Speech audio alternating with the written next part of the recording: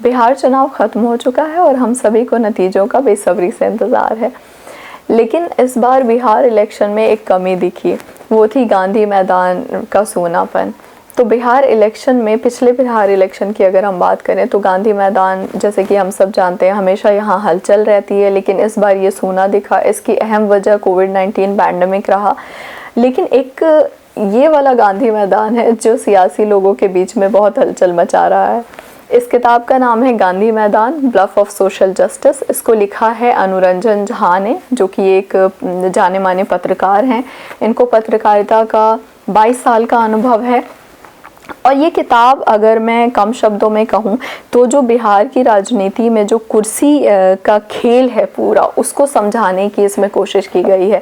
इसका बहुत प्यारा सा कवर है। इसको अगर आप देखें तो इसको देखते ही समझ आता है कि ये किताब लालू प्रसाद यादव और नीतीश कुमार के कार्यकाल को क्रिटिकली एनालाइज करती है। क्रिटिकली, आप इसके कवर पेज से ही समझ सकते हैं कि क्रिटिकली एनालाइज करती है, क्योंकि यहाँ लिखा है ब्लफ ऑफ सोशल जस्टिस। तो सोशल जस्टिस के नाम पे, लोगों का भला करने के नाम पे कैसे जनता को ठगा गया, ये उसकी कहानी है। अनुरंजन झा इससे पहले अपनी इनकी जो पहली किताब थी वो थी Ramlila Maidan, a series of false gods. तो उसमें उन्होंने अन्ना हजारे का जो मूवमेंट था, उसने कैसे लोगों को भ्रमित किया और किस तरीके से लोगों के साथ विश्वासघात किया, उसके ऊपर इनकी पहली किताब थी। तो इस बार इन्होंने गांधी मैदान पे लिखा है।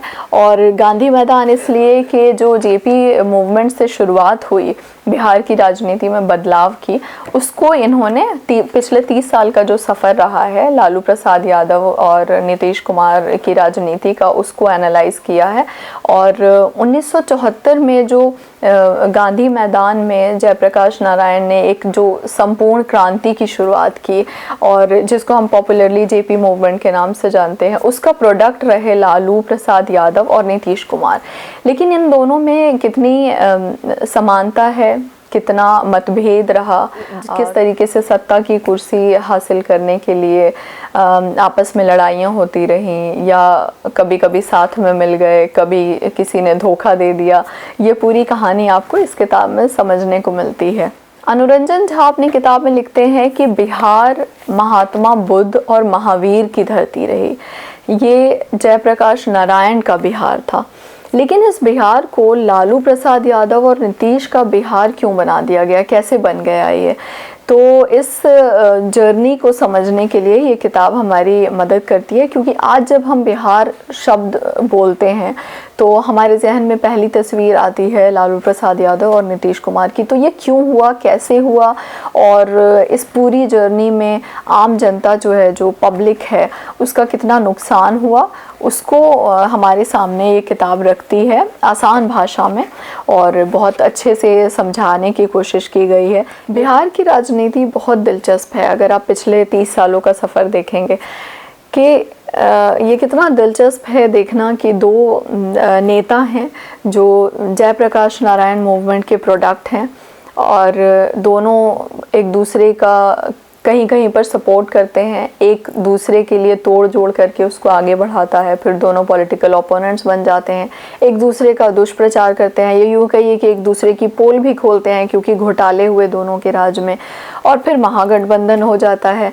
तो वो कौन सी मजबूरियां होती हैं राजनीति में जिसकी वजह से ऐसे कदम उठाने पड़ते हैं, जहां पॉलिटिकल ओपोनेंट्स एक साथ आ जाते हैं किसी तीसरे एनिमी से लड़ने के लिए, और फिर एक जेल चला जाता है, दूसरा उस तीसरे पॉलिटिकल एनिमी के साथ मिल जाता है, और मन ही मन फिर कुड़ता भी रहता है कि कहीं ये गलत डिसीजन तो नहीं ले लिया, कहीं अपने भविष्य के साथ खिलवाड़ तो नहीं कर लिया।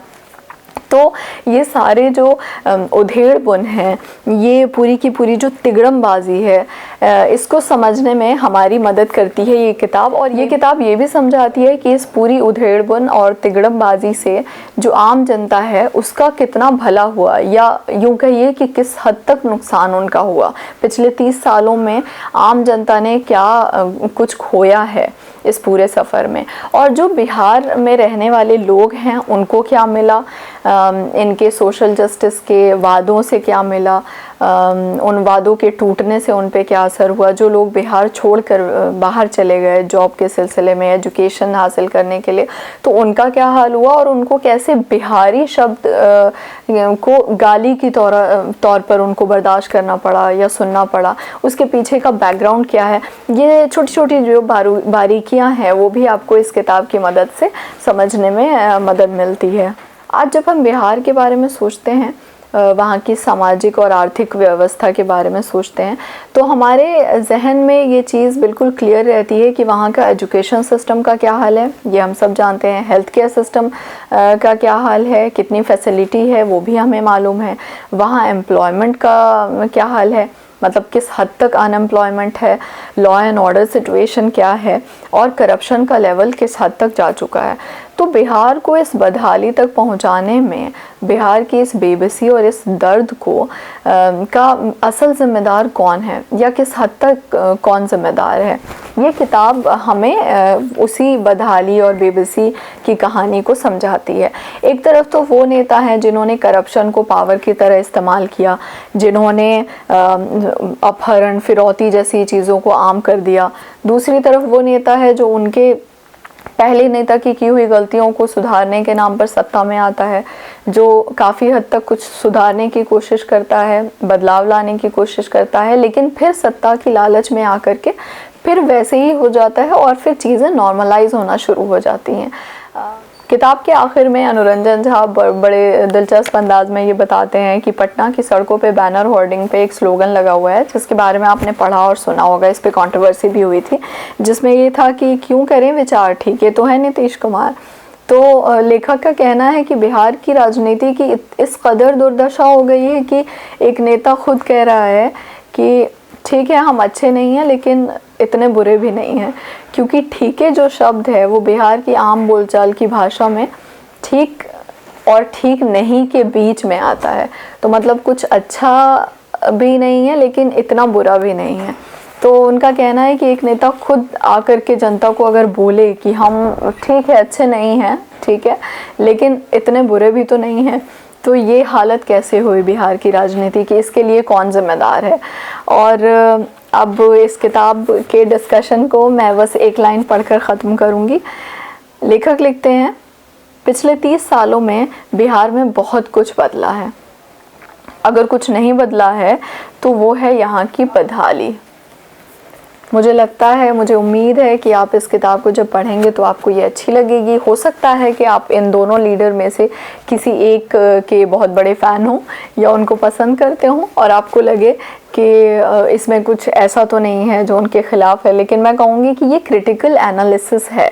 तो किसी नेता को अगर आप ख़ास तौर से पसंद करते हैं तो आपको बहुत सावधानी बरतनी चाहिए, उसको क्रिटिकली एनालाइज करना चाहिए, क्योंकि जैसे कि एंटोनियो ग्राम्शी ने कल्चरल हेजेमनी के कॉन्सेप्ट में कहा है कि अक्सर जो चीज़ें हमारे हित में नहीं होती है हम उनको भी कॉमन सेंस की तरह एक्सेप्ट कर लेते हैं, और ये हमारे जो नेता हैं उनकी डोमिनेंट पॉलिटिक्स जो है उसका असर होता है। तो उनकी पॉलिसी कई बार हमारे खिलाफ होती है, लेकिन क्योंकि हमें लगता है कि ठीक है ये बहुत नॉर्मल चीज़ है हम उसको एक्सेप्ट कर लेते हैं, लेकिन ऐसा होना नहीं चाहिए। तो आज की इस वीडियो में बस इतना ही। अब नेक्स्ट वीडियो में मिलेंगे आपके साथ एक नई किताब के साथ।